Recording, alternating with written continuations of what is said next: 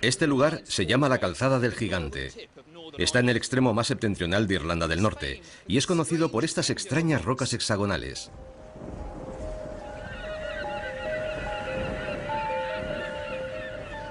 Hay más de 40.000 amontonadas en este pequeño pedazo de costa. Lo que las hace tan especiales es que son todas tan regulares y simples que a primera vista no encajan en este accidentado entorno natural.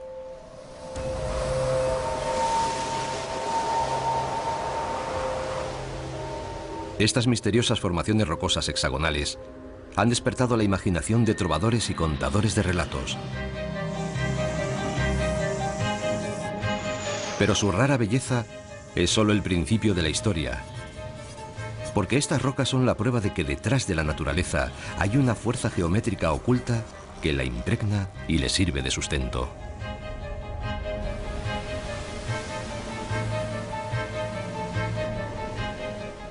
Y si podemos descubrir cuál es esa fuerza, eso nos ayudará a explicar por qué las cosas tienen una forma u otra, desde el microbio más pequeño hasta la formación de estas rocas y la creación del propio mundo.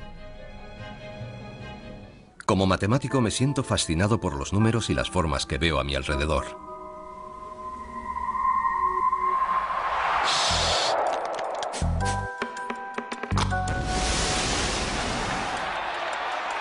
Todo está relacionado, desde las abejas a las pompas de jabón, desde los trabajos manuales de nuestros ancestros hasta la imaginación de los grandes artistas actuales.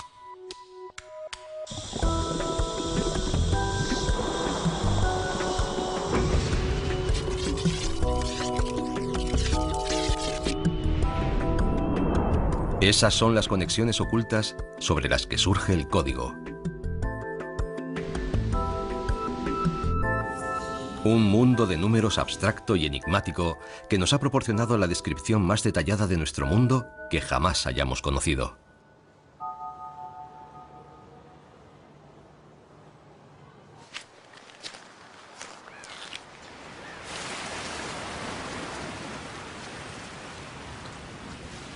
Desde que habitaran este lugar, hace 30.000 años, los humanos han intentado explicarse cómo pudieron emerger estas sorprendentes columnas hexagonales del fondo del mar de Irlanda. ¿Por qué tienen esa forma? ¿Y de dónde salieron originariamente? La leyenda dice que esta península fue una vez el hogar de un gigante llamado Finn McCool.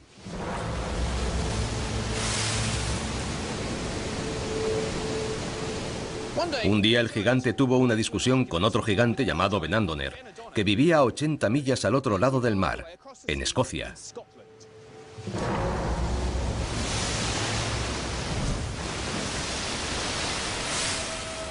Primero intercambiaron algunos insultos y enseguida pasaron a arrojarse piedras. Y las cosas no tardaron en descontrolarse. Benandoner clamaba que si pudiera nadar bien, enseguida vendría a ajustarle las cuentas a Finn. Finn estaba tan furioso que empezó a arrancar grandes trozos de tierra y a arrojarlos al mar para crear una especie de senda por la que el gigante escocés pudiera venir a enfrentarse a él. Y ahí es donde estoy yo ahora, sobre el trabajo artesano de un gigante.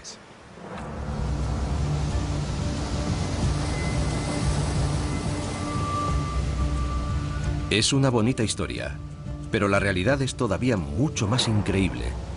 Porque lo que está escrito en estas rocas es la verdad absoluta acerca del universo.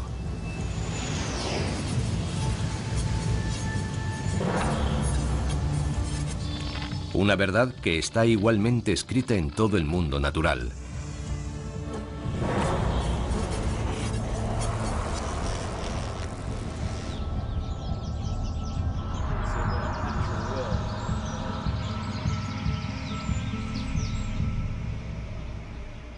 Estos vergeles de California acogen una de las mayores migraciones de animales de todo nuestro planeta.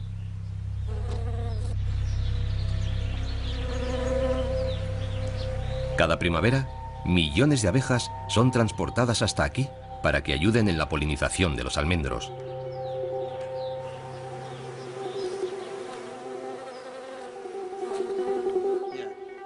Unos cuantos miles de esos enjambres son propiedad de Steve Golding.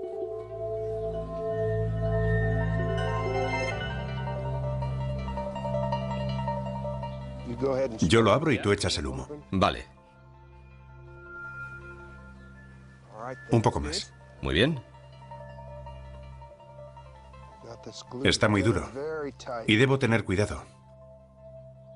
Porque tengo que sacarlo, pero sin matar a la reina. Procuramos no matar a ninguna de ellas, pero aún menos a la reina. Si matas a la reina, te has cargado el enjambre. Es una de las maravillas del mundo natural. Es precioso. Los panales son una de las maravillas de la ingeniería de la naturaleza. Está lleno de miel. En ellos encuentran todo lo que necesitan. Un lugar en el que criar a sus pequeños y almacenar el alimento. Y está hecho enteramente de cera. Una sustancia tan costosa de producir que las abejas tienen que volar el equivalente a 12 vueltas a la Tierra para producir apenas medio kilo. Tiene aspecto de haber sido hecho por el hombre, de haber sido manufacturado. No parece que sea obra del mundo natural. La precisión y la exactitud de las líneas rectas es increíble. Sí, cierto. Es una maravilla de la ingeniería. Fíjate, son unos hexágonos perfectos. Sí, es increíble. Y el hexágono es una estructura muy resistente. Las abejas han repetido exactamente el modelo de las columnas de la calzada del gigante. Cada celda es idéntica a las demás. 6 paredes pegadas una a la otra en un ángulo exacto de 120 grados. Y cada abeja, en cualquier rincón del mundo, sabe cómo construir estas formas. Es como si el hexágono estuviera integrado en el ADN de las abejas. Ahí puedes ver a las abejas dentro de su celda. Es casi del mismo tamaño que sus cuerpos. Sí. ¿Utilizarán su cuerpo para calcular la geometría? Bueno, yo diría que esa es una observación bastante acertada. Conozco alguna otra clase de abejas que tienen el cuerpo más pequeño y el tamaño de las celdas de sus panales es más pequeño. ¿Y los hexágonos? ¿Por qué hacen hexágonos en lugar de alguna otra figura irregular? Los han hecho desde hace miles y miles de años. Nacieron para hacerlos. Lo saben por instinto, saben que esa es la forma que debe tener su casa.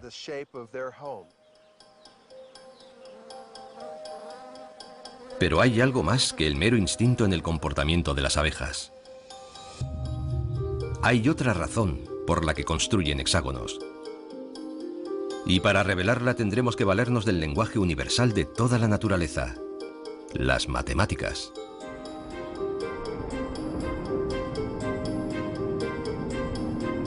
La necesidad básica de las abejas es almacenar la mayor cantidad posible de miel utilizando la menor cantidad posible de la preciosa cera.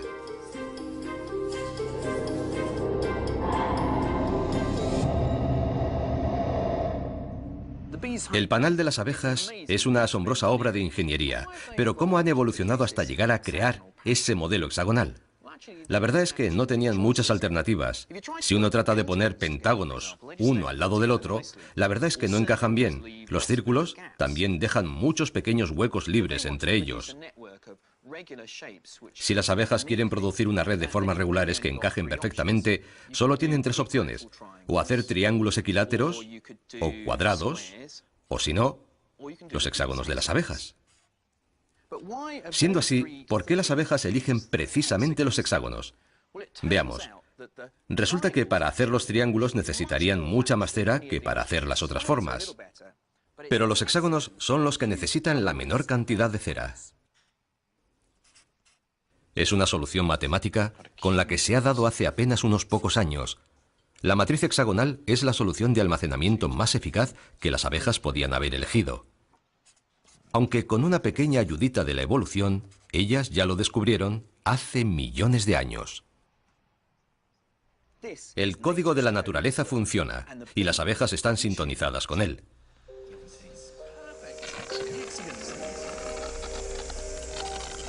No resulta difícil comprobar por qué la eficiencia es tan importante para las abejas. Después de todo, hacer cera es una tarea muy costosa. Pero ¿cuál será la razón para que el mismo modelo haya sido perpetuado en las rocas de la calzada del gigante? Los procesos geológicos que las crearon tuvieron lugar hace miles de años. Pero para comprender qué ocurrió, nosotros debemos dirigir nuestra mirada a unas estructuras que tan solo duran unos pocos segundos.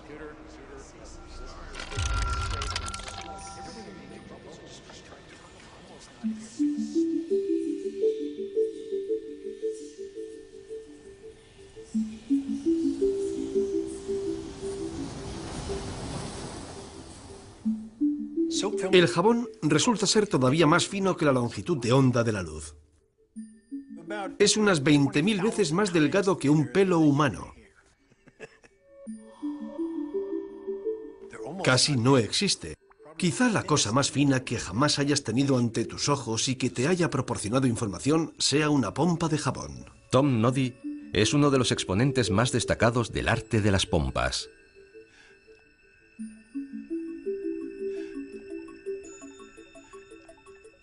Los distintos colores de una pompa se deben a los diferentes grosores de la película de jabón. Eso quiere decir que cuando ves las distintas tonalidades de una pompa, estás captando un mapa topográfico de su superficie.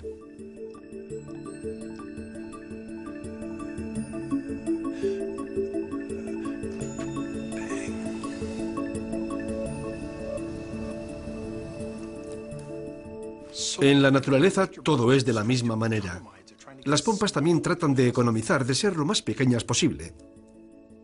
Pero en su caso, además es que lo consiguen perfectamente. Una sola pompa lanzada al aire es siempre una esfera. A primera vista parece obvio que la pompa tenga que ser redonda. Pero, ¿qué hay de especial en una esfera?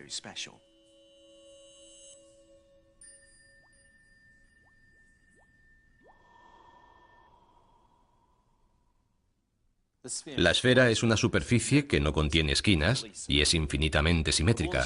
De todas las formas que una pompa podría adoptar, la esfera es una de las que tiene el área más pequeña, lo cual la convierte al mismo tiempo en la más eficiente.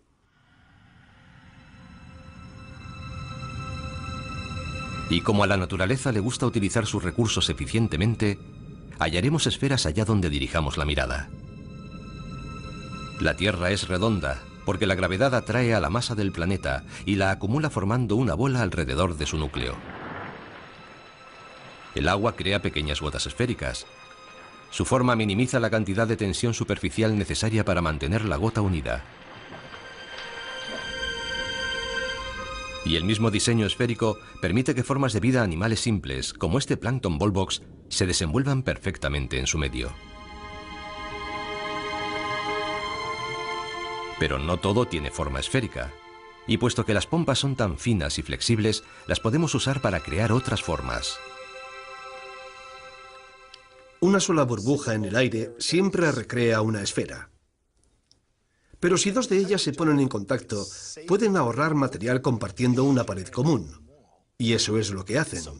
Si pueden ahorrarse área superficial aprovechándose de su entorno, inmediatamente se adaptan. Entonces, si tenemos una pompa, la esfera es la forma más eficaz. Pero si añadimos más pompas, entonces la geometría cambia. En nuestro ejemplo tenemos 4 pompas y podemos ver que se tocan en un punto.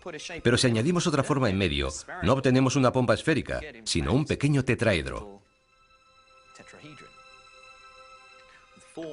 Tiene 4 caras, pero no son lisas, son partes de una esfera. Pero cada vez intentan adoptar la forma más eficiente para adaptarse unas a otras. Así que ahora que tenemos 6 pompas, podemos ver que en el medio ha aparecido un pequeño cubo. Las leyes de la naturaleza funcionan. El universo está siempre adoptando la solución más eficiente que pueda adoptar. Y si las hacemos estallar, las pompas vuelven a modificar su forma, hasta que volvemos a quedarnos con una esfera. No tiene otra alternativa. Lo increíble es que las soluciones posibles son casi siempre figuras geométricas puras. Eso es un dodecaedro. Es fantástico. Y son pentágonos casi perfectos, ¿verdad? Es sorprendente. Apenas sí sobresalen un poquito. Eso es, sí. Entonces 12 pompas crean 12 caras. Y la forma más económica que pueden adoptar, con el mínimo consumo de energía, es un dodecaedro. Las pompas de jabón nos revelan algo fundamental acerca de la naturaleza, que es perezosa. Siempre trata de encontrar la forma más eficiente, la que necesita consumir menos energía y menos espacio. Y al parecer se rige por principios inalterables para encontrar esas soluciones económicas.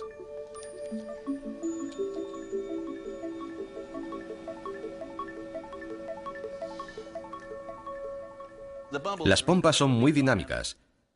Cada vez que una estalla, las demás se reordenan para asumir la forma más eficaz posible. La forma que implique un menor consumo de energía. El objetivo es minimizar el área superficial a lo largo de toda la estructura de pompas. Este es un hermoso ejemplo de una de las leyes fundamentales de las burbujas, la de que las tres paredes de una pompa se encontrarán siempre en un ángulo de 120 grados. Y estés donde estés, dentro de la espuma, la ley siempre se cumple.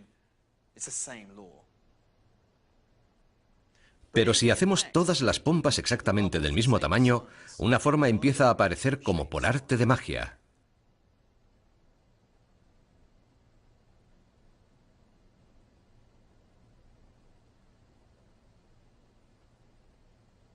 El hexágono. Y cuando tienes un montón de hexágonos unos al lado de otros, el modelo que aparece espontáneamente es el perfil familiar de un ordenado panal de miel. De modo que cuando nos encontramos con el mismo modelo en el corazón de una colmena, no está haciendo más que repetir una de las reglas geométricas fundamentales del universo. Los principios que observamos en las burbujas nos permiten explicar de dónde proceden todas las estructuras. Y son esos mismos principios fundamentales de la forma los que se pusieron en marcha, en un lejano pasado geológico, en la Calzada del Gigante. Hace 50 millones de años, antes siquiera de que nadie imaginara historias de gigantes, esta era una zona muy inestable. La actividad volcánica era incesante. La roca derretida se abría camino a través de la capa de piedra caliza que tengo bajo mis pies y se esparcía por la superficie formando un enorme lago de lava. Cuando se enfrió, el lago se contrajo y al reducirse se resquebrajó. Y al hacerlo, las hendiduras dibujaron el camino más eficiente a través de la lava, que resultó ser este modelo hexagonal perfecto. Y nos legaron este monumento al orden y la economía de la naturaleza.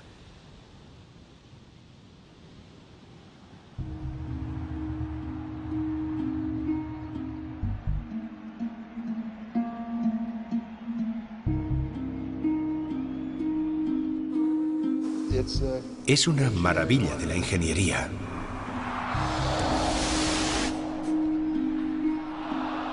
El código se hace visible donde menos lo esperas y define la forma del panal de las abejas.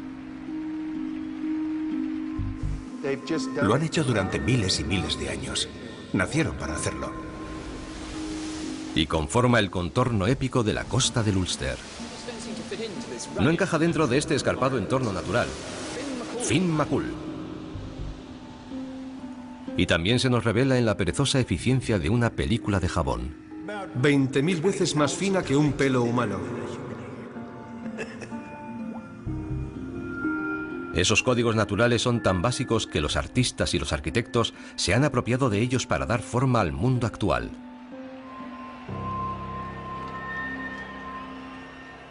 Este es el Estadio Olímpico de Múnich, construido en 1972. Fue el escenario de una famosa victoria de la selección inglesa. Una victoria excepcional, puesto que ganamos 5-1 a Alemania. Es impresionante. Pero me llama la atención lo poco sólido, lo frágil que parece. Es como si una fuerte racha de viento se lo fuera a llevar. Posee todas las características que cabe esperar en el mundo natural. Es una estructura muy elegante, pero transmite cierta sensación de fragilidad.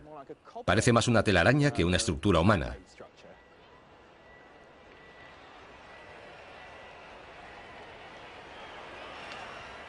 En 1972, o sea, en la era anterior al computador, era realmente difícil construir una estructura como esta. La distribución de las fuerzas que actúan sobre esta techumbre es una tarea increíblemente complicada. Habría sido prácticamente imposible calcular a mano una figura así y que resultara estable y asequible. Pero gracias a la revolucionaria idea de Frei Otto, ya no era necesario realizar los cálculos a mano.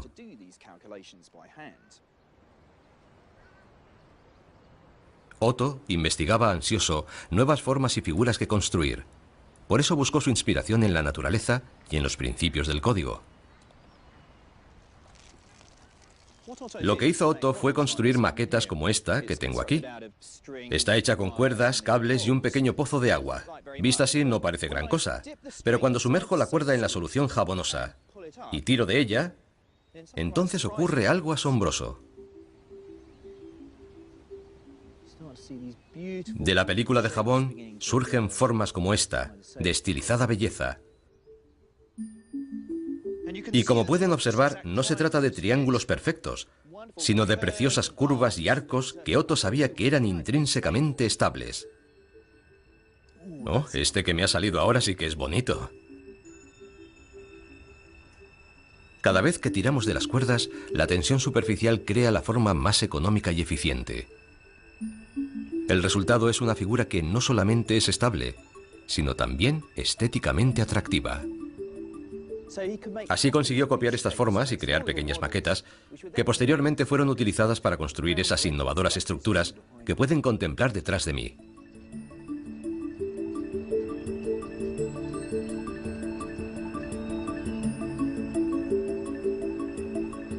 Frei Otto provocó una revolución en la arquitectura. Las curvas radicales del estadio de Múnich se han repetido en incontables estructuras actuales.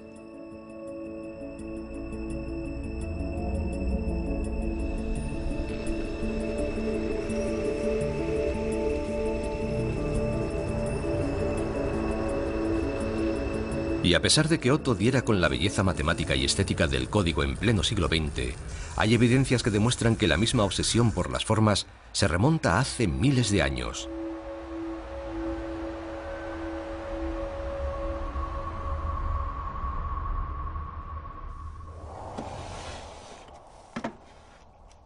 Estas bolas de piedra labrada fueron halladas en Escocia y se remontan al periodo neolítico, o sea, a hace más de 4000 años. Encajan perfectamente en la palma de la mano. Se encontraron cientos de estas piedras, pero no está claro para qué las usaban. Eso sigue siendo un misterio.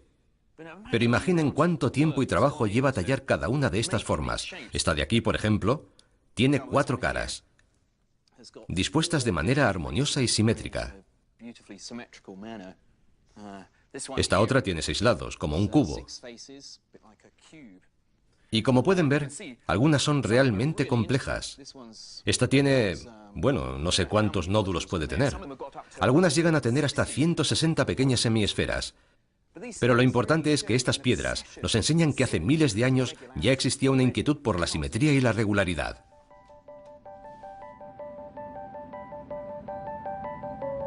Y esa obsesión por las formas no es privativa de los antiguos escoceses.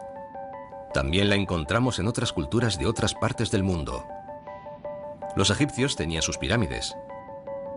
Pero fueron los griegos los primeros que tomaron esa fascinación natural por las formas y la convirtieron en un objeto de estudio.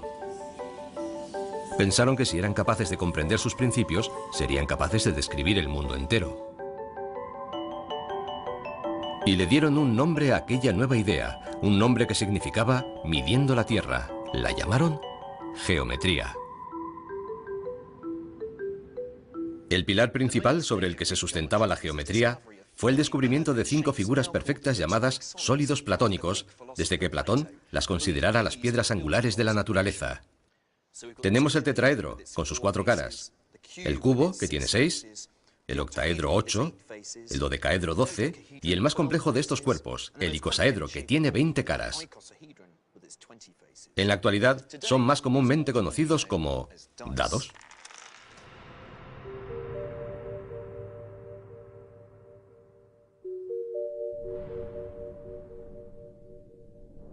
Los dados de 6 caras no son muy familiares. Y sin embargo, estas otras figuras también han sido utilizadas como dados desde hace siglos.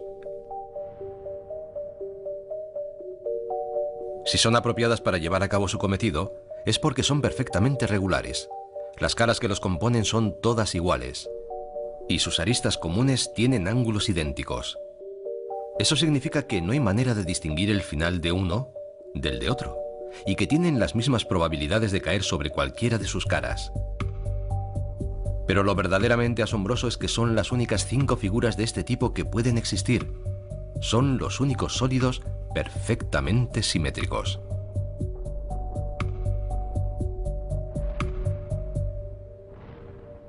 Esa simetría casi mágica es la que hizo creer a los griegos que estas formas eran tan relevantes, tanto que las asociaron con las piezas fundamentales de la naturaleza: el aire, el fuego, la tierra, el cosmos y el agua. Sobre esas 5 formas se edificó el mundo natural. Es fácil caer en la tentación de desestimar esta interpretación por demasiado simplista. Es obvio que el mundo que nos rodea no está hecho solo de 5 perfectas figuras geométricas. Aún así, quizás debiéramos tener más fe en esa antigua intuición, porque al formular las leyes de la geometría, los griegos habían dado directamente con el código que moldea toda la naturaleza.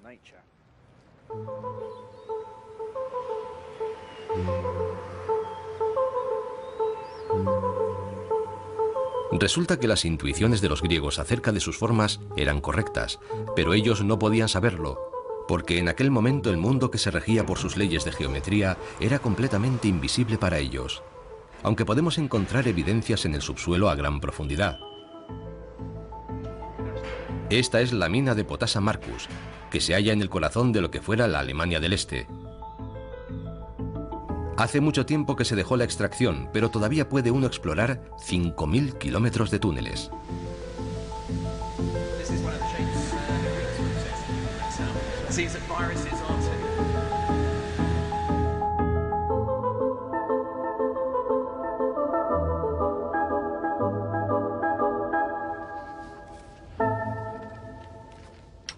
Es realmente impresionante. Nunca había visto algo similar. Yo diría que no hay nada igual en todo el mundo. Es asombroso, increíble. Y sigue hacia abajo por el túnel. La cavidad subterránea está repleta de perfectos cristales cúbicos que reflejan con precisión la geometría de los sólidos platónicos. Estos cubos son asombrosos. Fíjate, esta superficie es perfectamente lisa, y cuando llegas al borde y deslizas un dedo por él, está muy afilado. Desciende formando un ángulo recto exacto.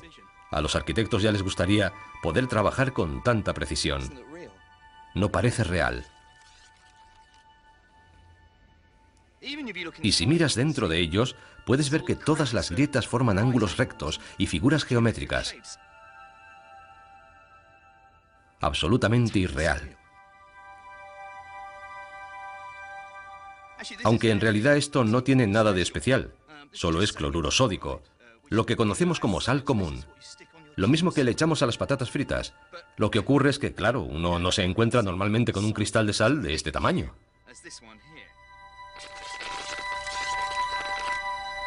Cómo se formaban estos cristales con semejante precisión fue un absoluto misterio hasta que hace algo más de 100 años se descubrieron los rayos X.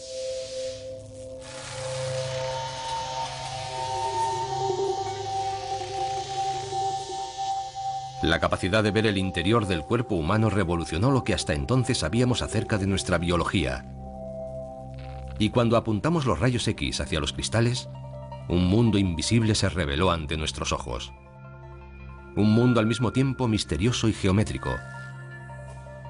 Era el mundo del átomo, y estas nítidas imágenes simétricas, llamadas patrones de difracción, podían desvelar cómo los átomos individuales se agrupaban para formar los cristales de esta caverna. Para comprenderlo mejor, tenemos que pensar que estos son sombras. Así, de la misma manera que una radiografía de mi mano es la sombra de los huesos que están bajo mi piel, esta es la sombra de los millones de átomos que contiene un cristal.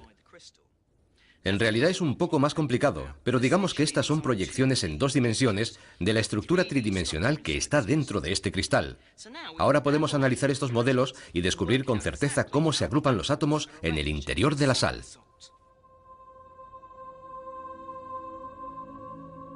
Solo dispuestos de una única manera, sería posible que los átomos reprodujeran un patrón modelo como este. Y como cabía esperar, es, igualmente, en forma de cubo. Esta es una representación de la estructura de la sal. Las bolas de color dorado son los átomos de sodio, y las verdes, los de cloro. Y es esa simetría atómica la que explica por qué nosotros vemos la misma simetría en estos cristales gigantescos. Lo que ocurre es que en lugar de los 3 átomos del modelo, en estos cristales hay millones y millones de átomos de sodio y de cloro agrupándose con rigidez para formar estos cubos perfectos.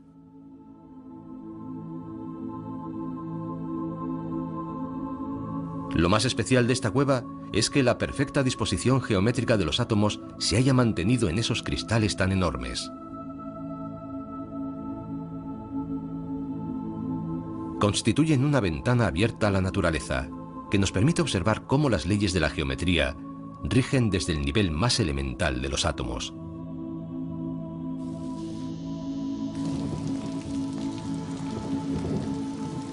Pero lo más fascinante es que encontraremos las mismas leyes no solo en las demás rocas y minerales, sino también en nuestro propio interior. He venido al Departamento de Biología Química y Estructural de la Universidad Imperial College en Londres. Steve Matthews investiga cómo los átomos individuales construyen sistemas vivientes, como usted o como yo. Los rayos X son una radiación de energía muy poderosa y las proteínas son muy delicadas. Por eso lo enfriamos en un baño de nitrógeno líquido, con el que rociamos todo el cristal. En esta pequeña asa de alambre hay otro cristal, pero en esta ocasión se trata de un cristal de proteína. Es parte de la maquinaria de las células vivientes.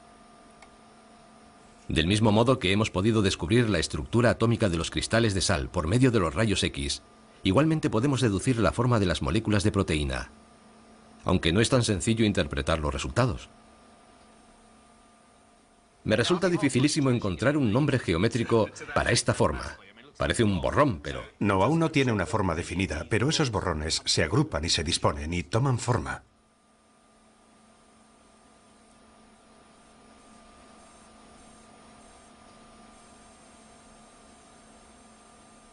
¿Quieres decir que hay una estructura dentro de esa proteína y que es simétrica? Sí, eso es. Vaya, es increíble. Ahora tenemos un cilindro. Es fascinante ver cómo funciona la geometría en el interior de nuestro cuerpo. La evolución ha creado un proceso muy eficaz. La simetría es un procedimiento muy eficaz para construir estructuras de este tipo. Así que mediante un proceso evolutivo la biología ha descubierto que Sí, antes que nosotros. la geometría le facilita las mejores formas. Sí, pero si lo que queremos es encontrar simetría, será mejor que echemos una ojeada a un virus. Esto es... Eso es un icosaedro. Sí, es un icosaedro. Es una de las formas que obsesionaban a los griegos, y parece que también a los virus. Es verdad. Me llama la atención el hecho de que en el mundo físico uno espera que los cristales de sal sean simétricos, pero todos pensamos que el mundo biológico es mucho más caótico, y sin embargo no es así. Es hermoso.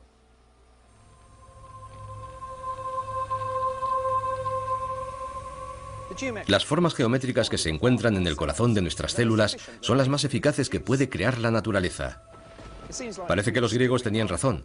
Son sus formas las que construyen nuestro mundo y le dan su belleza natural.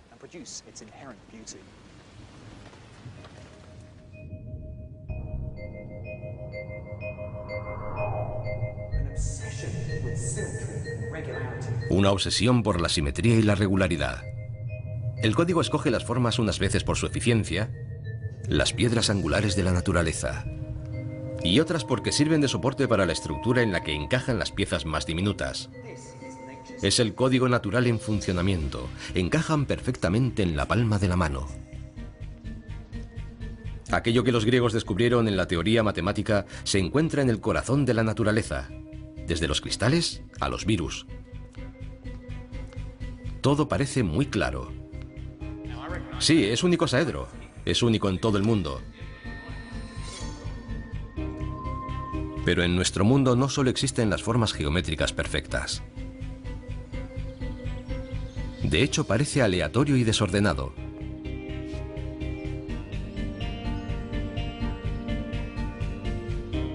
Para saber por qué, tenemos que dirigir nuestra atención al cielo y a los cristales que nos caen de él.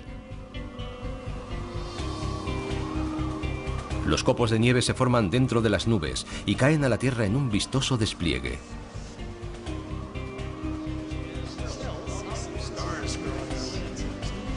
Y si hay algo que todos sabemos de los copos de nieve es que son perfectamente simétricos.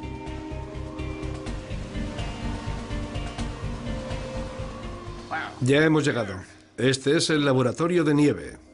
El físico Kenneth Liebrecht ha creado un laboratorio en el que crea y fotografía esos cristales perfectos.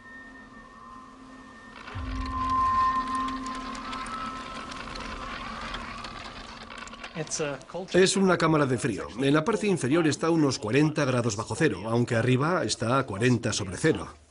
Esta cámara trata de imitar lo que ocurre en el interior de las nubes. En cierto sentido sí, así es. No es especialmente difícil crear cristales de hielo. Basta con tener frío y agua. Dentro de las gélidas condiciones de la cámara, deberíamos ser capaces de apreciar la geometría característica del mundo surgiendo delante de nuestros propios ojos, cuando los cristales empiezan a formarse. Ahora, con un poco de suerte, veremos cómo empiezan a formarse algunas estrellas al final de esas agujas. En cuanto cae la temperatura, millones de moléculas de vapor de agua se fusionan y se agrupan espontáneamente formando estos patrones de 6 puntas. Al menos eso es lo que dice la teoría. Pero la realidad resulta ser muy diferente. Como Ken ha descubierto en el laboratorio, es prácticamente imposible producir copos de nieve perfectos. No creo que alguno de esos sea simétrico. No, ninguno. Ni uno solo. Mira ese. ¿Cuál es la probabilidad de obtener un copo de nieve perfectamente simétrico ahí dentro? Los copos de nieve absolutamente perfectos y fotogénicos son uno entre 1.000.000, como lo oyes. ¿En serio? Algunos salen con 5 lados, otros con 3. ¿Con 5 lados? No puede ser. O 3. Y a veces solo te sale un esbozo.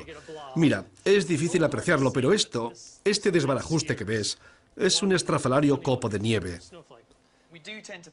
Tendemos a creer que un copo de nieve es algo perfectamente simétrico, pero esa es una noción idealizada, porque la realidad es que son mucho más complejos e irregulares de lo que pensamos.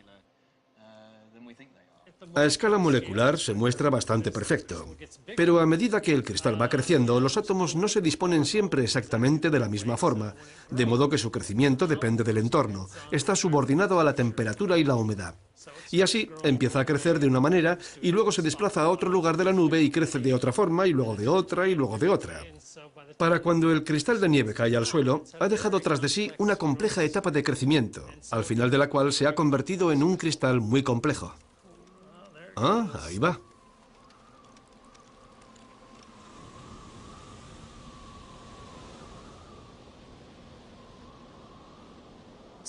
Al parecer, este es el límite con el que nos topamos cuando intentamos describir el mundo por medio de la geometría simple. Podemos ver cómo funcionan los cristales de sal de la cueva de cristal, pero realmente este es uno de los raros sitios de todo el mundo en el que puedes encontrar cristales semejantes. Las abejas emplean la geometría simple para construir sus panales. La perfección con que cumplen su cometido es el resultado de miles de años de evolución, y solo muy de vez en cuando puede uno encontrar un copo de nieve perfectamente simétrico. Porque a pesar de que al nivel de los átomos todo se forme con pulcritud geométrica, ese mismo orden subyacente se desmorona ante el embate de las fuerzas que compiten en nuestro caótico mundo. Ni siquiera la calzada del gigante es una matriz hexagonal pura. Está muy cerca de serlo. Pero entre los hexágonos también encontramos pentágonos, columnas de 7 lados, incluso unas pocas tienen 8 lados. Una red tan grande de hexágonos perfectos entrelazados simplemente no existe. Es evidente que el mundo no se forma solo a partir de formas geométricas simples. El movimiento del mar y el flujo de las olas, por ejemplo, son demasiado complejos para ser explicados únicamente en esos términos. Es difícil imaginar cómo podríamos dar con un código que desentrañase toda esa complejidad.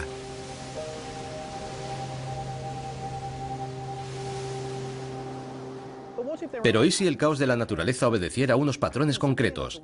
Unos patrones de los que no somos conscientes, pero que asumimos a un nivel subconsciente.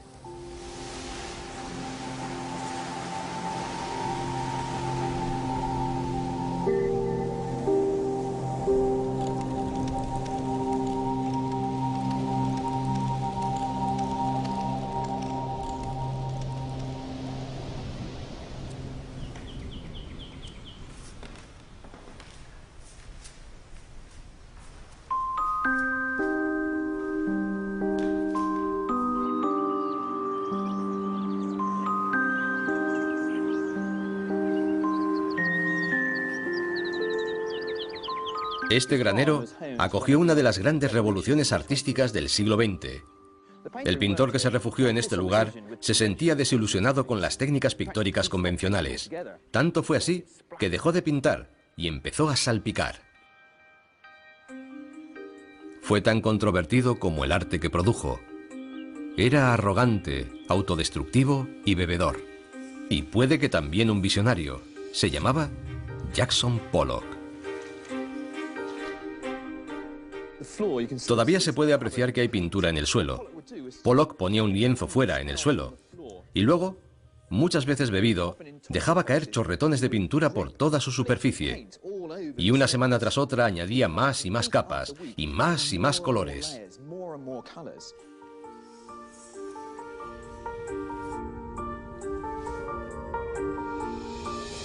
El resultado era increíble.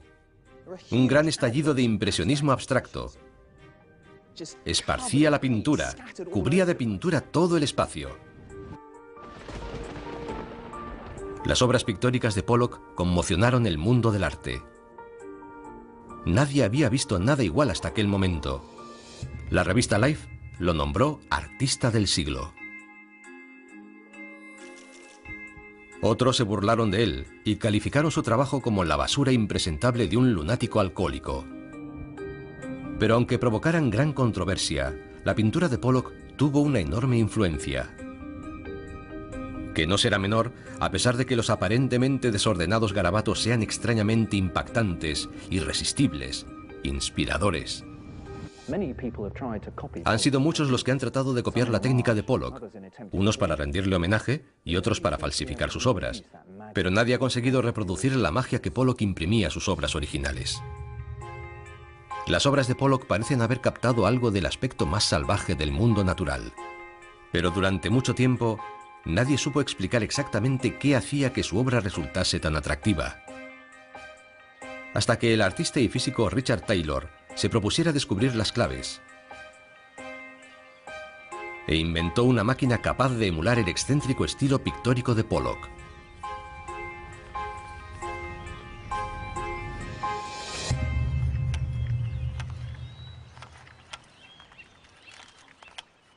Todo se basa en este aparato al que llamamos el poloquizador. ¿Poloquizador? Me gusta.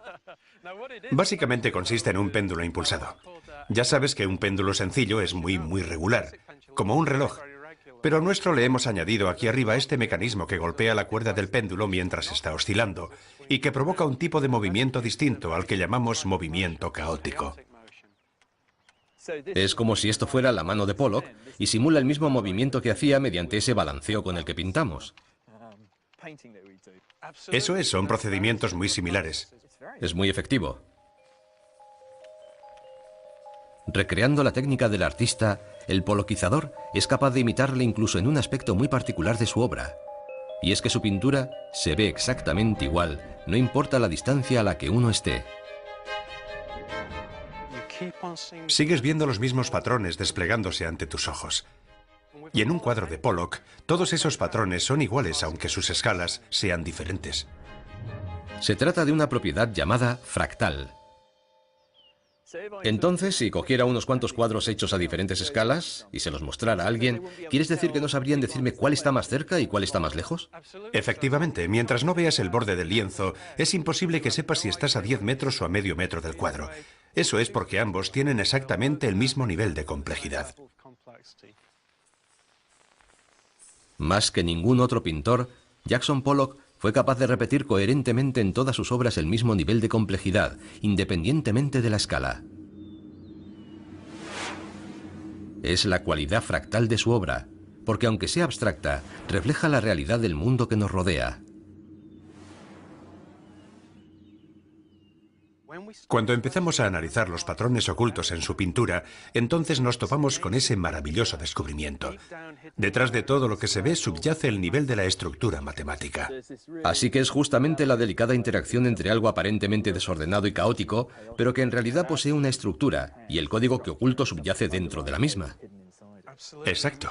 Y no solo se puede observar en sus pinturas, sino en cualquier otra cosa. Como en un árbol, por ejemplo. Si lo miras desde muy lejos, ves ese tronco grueso del que salen unas pocas ramas. A nivel superficial, uno diría que son un revoltijo de cosas y parecen extremadamente complejos, pero nuestro ojo puede percibir que en ello subyace también alguna estructura matemática. Pollock fue la primera persona que lo trasladó a un lienzo de una manera tan directa como ningún otro artista lo había logrado antes. Es la auténtica huella dactilar de la naturaleza. Y eso es lo más fascinante del arte de Pollock. Él trató de crear una obra desprovista de significado convencional, y lo que hizo fue encontrarse con la esencia fundamental. Porque los fractales son la forma en que la naturaleza construye el mundo. Las nubes son fractales porque presentan la misma cualidad. Las nubes gigantes son exactamente idénticas a las pequeñas. Y lo mismo pasa con las rocas. Solo por su aspecto uno no podría decir si lo que ve es una enorme montaña o una humilde roca. Y también hay fractales vivientes, como este árbol. Es fácil constatar que se trata de un fractal, porque si te fijas en una rama grande puedes observar que es una reproducción a pequeña escala del mismo árbol. Y las ramas más pequeñas que salen a su vez de las grandes también tienen la misma forma. Se trata del mismo patrón que se repite una y otra vez, solo que a diferentes escalas. Y los árboles constituyen una demostración palpable del enorme poder del sistema fractal. Su gran complejidad proviene de reglas muy sencillas. La razón por la que el árbol ha escogido esa forma es porque su objetivo es maximizar la cantidad de luz de sol que recibe. Un sistema muy ingenioso y muy simple a la vez, porque una sola regla es suficiente para crear esa figura. El árbol crece y luego se divide, crece y se divide. Y aplicando esa regla una y otra vez, obtenemos esa forma tan compleja a la que llamamos árbol.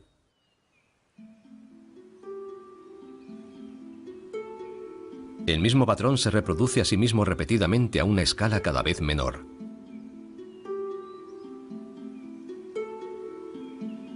Es fácil comprobar la eficacia de esa regla.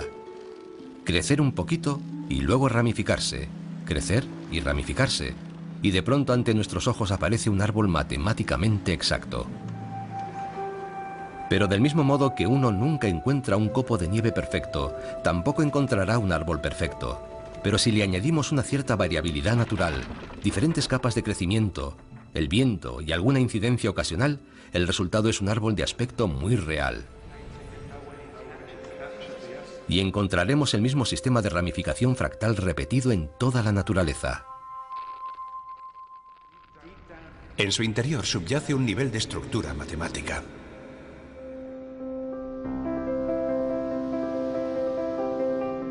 La idea de que los patrones de la naturaleza son esencialmente fractales fue formulada por primera vez en los años 70 por el matemático francés Benoît Mandelbrot. Esta es su creación más famosa, el conjunto de Mandelbrot. Su sistema de círculos y espirales se repite infinitamente a escalas cada vez más pequeñas.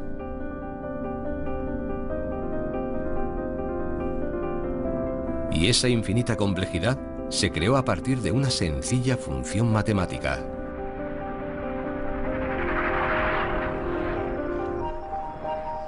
El salto cuántico de Mandelbrot fue sugerir que los mismos códigos matemáticos simples pudieran describir no solo los árboles, sino también muchas de las aparentemente aleatorias formas que abundan en el mundo natural. Y la demostración más palpable de esa creencia nos viene dada no por la naturaleza ni por las matemáticas, sino por la imaginación.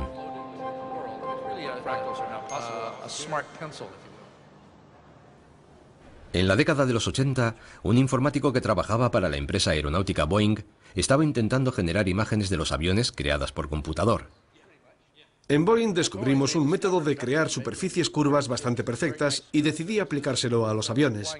En las imágenes de la publicidad de Boeing aparecían montañas en segundo plano detrás de los aviones, y yo quería poner montes detrás de mi avión, pero no tenía ni conocimientos suficientes de matemáticas ni la más remota idea de cómo hacerlo. Así que lo que querías era algo que, independientemente de lo lejos o cerca que estuvieras, tuviera un aspecto natural, ¿no es así? Sí, eso es. Quería que parecieran reales, que pareciera que uno podía desplazarse por ellas con su cámara de fotos. Aún no existía un algoritmo que lo hiciese, así que yo me puse a inventarlo, a desarrollar un algoritmo que reprodujese las imágenes de las montañas. En aquella época, crear un cilindro virtual ya era una tarea casi imposible. Así que recrear de manera realista el perfil recortado y aleatorio de una cadena montañosa parecía imposible. Pero Loren tuvo una idea inspirada. Coincidió que el libro de Mandelbrot se publicó en aquel momento. Traía ilustraciones de lo que las matemáticas de fractales eran capaces de generar y me dije, si encuentro la manera de implementar esas matemáticas en mi ordenador, ya está, podré crear imágenes de las montañas.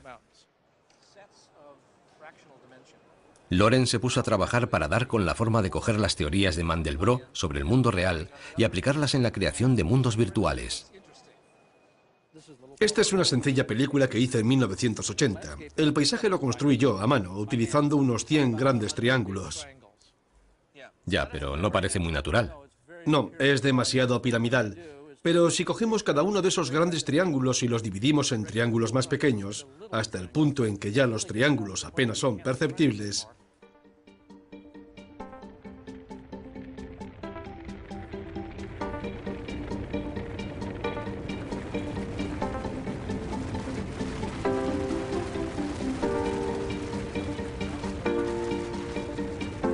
Loren había descubierto que se podía valer de la matemática de los fractales para convertir un puñado de triángulos en mundos virtuales muy realistas. ponemos en marcha el proceso fractal e instantáneamente cobra un aspecto natural. De unos 100 triángulos pasamos a 5 millones. Y ya está.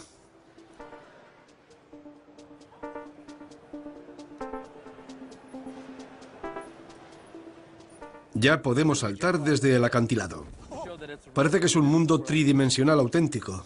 Y podemos sobrevolar el paisaje. Sí, tanto si nos alejamos 10 kilómetros como si nos acercamos a 10 centímetros. Todos los detalles son generados automáticamente en solo unos segundos. Es esa cualidad fractal, esa complejidad infinita la que lo consigue. Es lo que yo quería. Sí.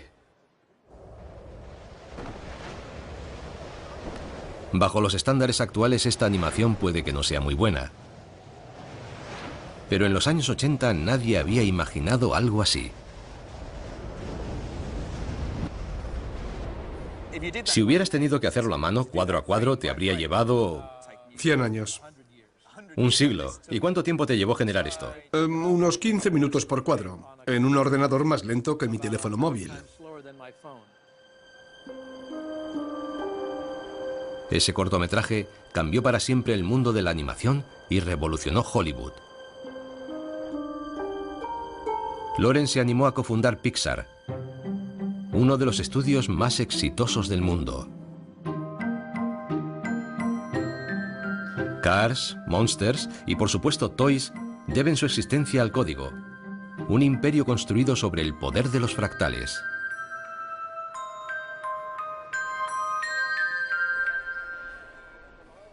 ¿Fue consciente en aquel momento del potencial de su descubrimiento? Bueno, enseguida, en medio segundo, me di cuenta de que era un gran descubrimiento.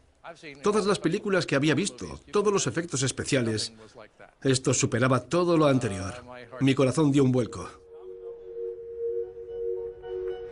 Y el poder de los fractales sigue estando en la base de la fábrica de películas de Pixar.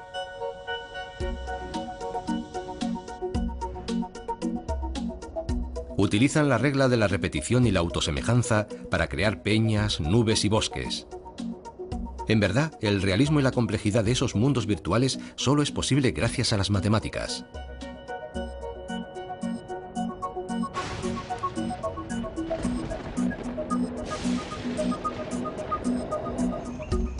En esas películas, los fractales están en todos lados.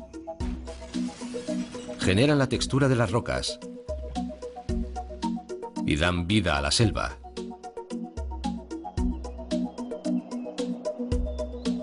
Que esos mundos imaginarios sean tan realistas es la muestra del poder que tienen las matemáticas para describir la complejidad de la naturaleza. Son la evidencia de que hemos divisado el código que gobierna la forma del mundo.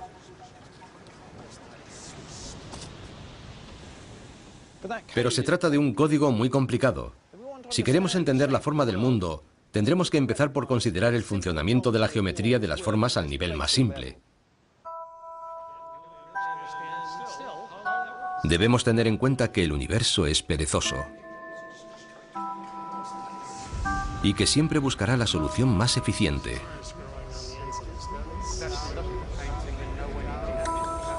Y que al nivel de los átomos, el mundo está estructurado según rígidas leyes geométricas, que fueron formuladas por primera vez por los antiguos griegos hace miles de años.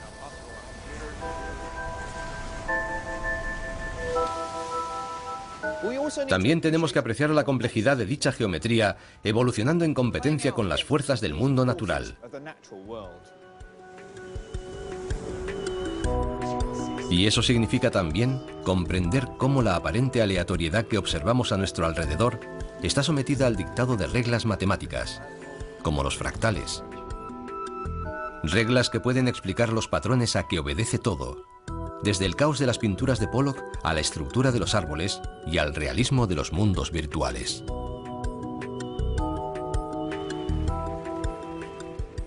Esa es precisamente la belleza del código.